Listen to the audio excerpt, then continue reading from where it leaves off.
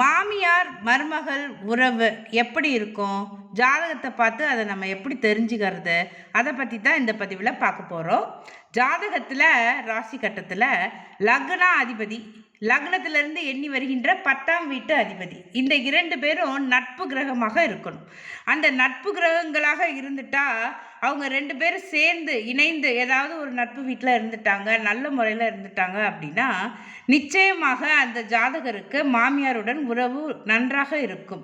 2 பேரும் மிக சிறப்பாக ஒற்றுமையாக வாழ்வாங்க அப்படின்னு தெரிஞ்சுக்கலாம். சரி, இது யாருக்கெல்லாம் இருக்கும் அப்படின்னு பார்த்தோன்னா ரிஷப லக்னம், கடக லக்னம், கன்னி லக்னம், விருச்சிக லக்னம், மகர லக்னம், மீன லக்னத்தில் பிறந்தவங்களுக்கு மாமியாருடன் உறவு முறை நன்றாக இருக்கும் அப்படின்னு தெரிஞ்சுக்கலாம். ஏதாவது பிரச்சனை அப்படின்னா அவயோக தசா காலங்களாக இருக்கும் அப்படின்னு புரிஞ்சுக்கலாம்.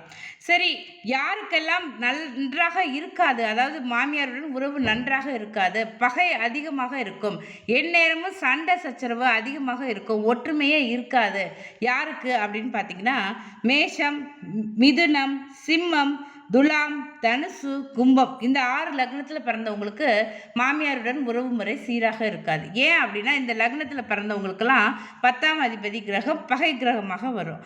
அது மட்டுமல்ல, இவங்க 2 பேரும் அதாவது என்ன சொல்கிறது, இவங்க 2 பேருடைய தசா காலங்களோ ஏதாவது புத்தி காலங்களோ கிராஸ் பண்ணிச்சு அப்படின்னா பிரச்சனை பெரிதாக இருக்கும். இவங்க 2 பேருக்கும் ஒத்து போகாது.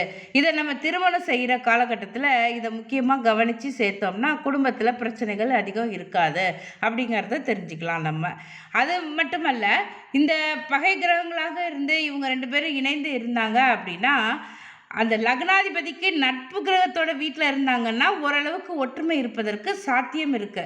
பகை கிரகமாக இருந்தாலும், அதாவது 10ஆம் அதிபதி பகை கிரகமாக இருந்தாலும் லக்னாதிபதிக்கு நட்பு வீட்டில் லக்னாதிபதி ப்ளஸ் 10ஆம் அதிபதி சேர்ந்து இருந்தாங்க அப்படின்னா ஓரளவுக்கு ஒற்றுமையாக இருப்பதற்கு வாய்ப்பு இருக்கு.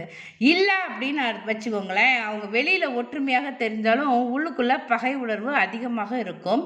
ஏதாவது வஞ்சகம், மனசில் ஒரு சூழ்ச்சி எண்ணம், வஞ்சக எண்ணம் மனசில் அதிகமாக இருக்கும். மாமியாருக்கும் மருமகளுக்கும் ஒத்து போகவே போகாது அப்படின்னு தெரிஞ்சுக்கலாம்.